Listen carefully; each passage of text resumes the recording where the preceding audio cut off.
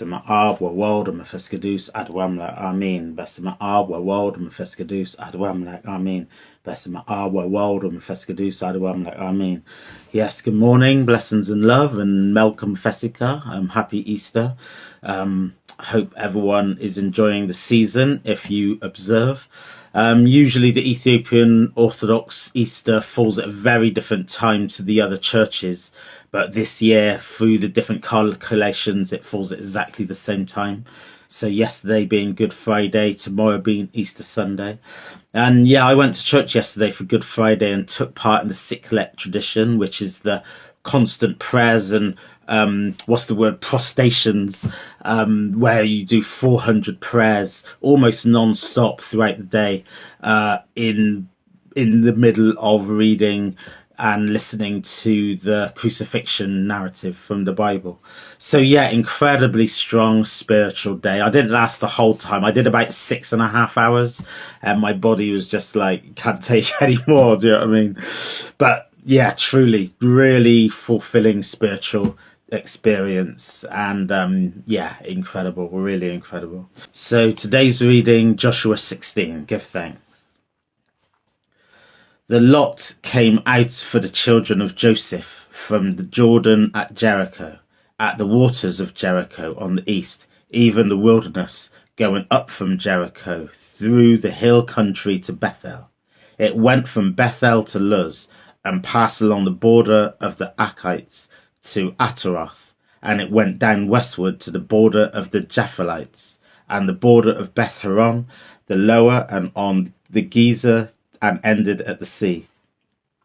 The children of Joseph, Manasseh and Ephraim, took their inheritance. This was the border of the children of Ephraim according to their families. The border of their inheritance eastward was Ataroth and Edar, to Beth Horon the upper. The border went out westward to Mikmathal on the north. The border turned outward eastward to Tanah Shiloh, and passed along it to the east on Janoah. It went down from Janoah to Ataroth, to Narah, reached to Jericho, and went out to the Jordan. From Tappuah, the border went along westward to the brook of Cana, and ended at the sea. This is the inheritance of the tribe of the children of Ephraim according to their families, together with the cities which were set apart from the children of Ephraim in the middle of the inheritance of the children of Manasseh, all the cities with their villages. They didn't drive out the Canaanites who lived in Gezer, but the Canaanites dwell there in the territory of Ephraim to this day, and have become servants to do forced labour. For these 3 words I give thanks. So a very short chapter here. Is a short version of yesterday's chapter. Yesterday's chapter showed the border and the territory of the tribe of Judah. Yet today's chapter is the border and the territory of the tribes of Ephraim and Manasseh. It's only half the tribe of Manasseh, because if you remember, the other half of Manasseh were camped or started to settle on the east side of the River Jordan. So this is the half tribe of Manasseh and Ephraim, and these are the tribes that are descended from Joseph, because Joseph was so blessed, if you remember, from the book of Exodus. Joseph was such favourable in God's eyes that God blessed his children to become almost equal with the rest of the 12 tribes of Israel, hence why you have Manasseh and Ephraim in amongst the additional tribes, which were the tribes of Jacob.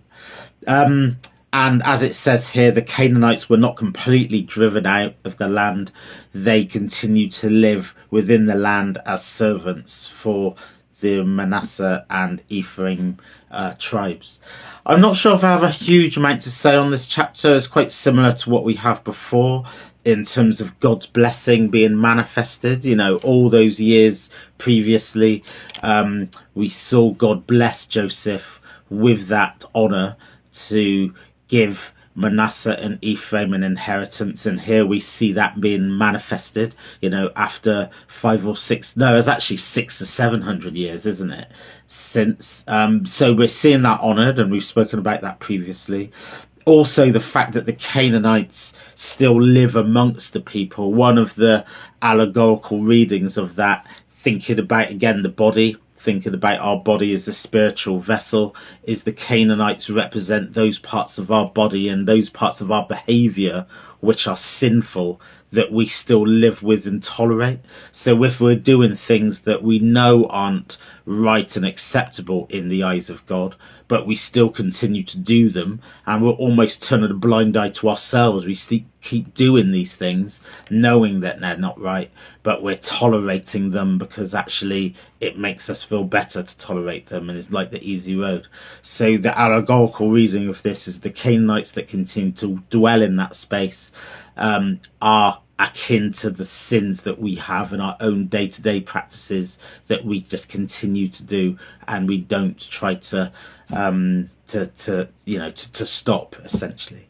So that's the allegorical reading of that. There's different interpretations of that in terms of the idea. This is why the book of Joshua gets accused of genocide and ethnic cleansing and these kind of things, is when you're attaching the idea that the Canaanites that live in the space are akin to sins that you should be eradicating, and with the violent tendencies of Joshua. This is why the book of Joshua becomes quite controversial, because it does talk about eradicating people and then also equating those people with sins in our own bodies that we should be getting rid of. So there are difficult translations, particularly from a modern context. Is a very difficult interpretation. So I'm not going to speak on that more, really. I think that's quite plain. I think we can still clearly see how that can map across to our day-to-day living, and taking out the challenging ideas of genocide and ethnic cleansing, etc. The fact that we live in a world where we are encouraged to do certain sins, or is not seen as a sin anymore, and the world's become much more kind of liberal and these kind of things. So things that we continue to do that we know we shouldn't really be doing, but we're tolerating those. I think they're things that everybody can relate to and try to become a much more kind of no person's perfect, but trying to strive for perfection, trying to strive to take these things out of our practices in our lives, strive to live in a godly way, in a clean way, that we can come to God with a clean heart and an open heart and say, please forgive me for my sins. I will try not to do it anymore, but God, please forgive me, and I will live according to your laws and your will.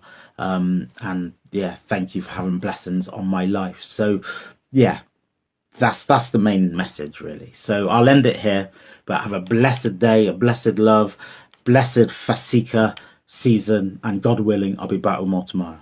God bless you.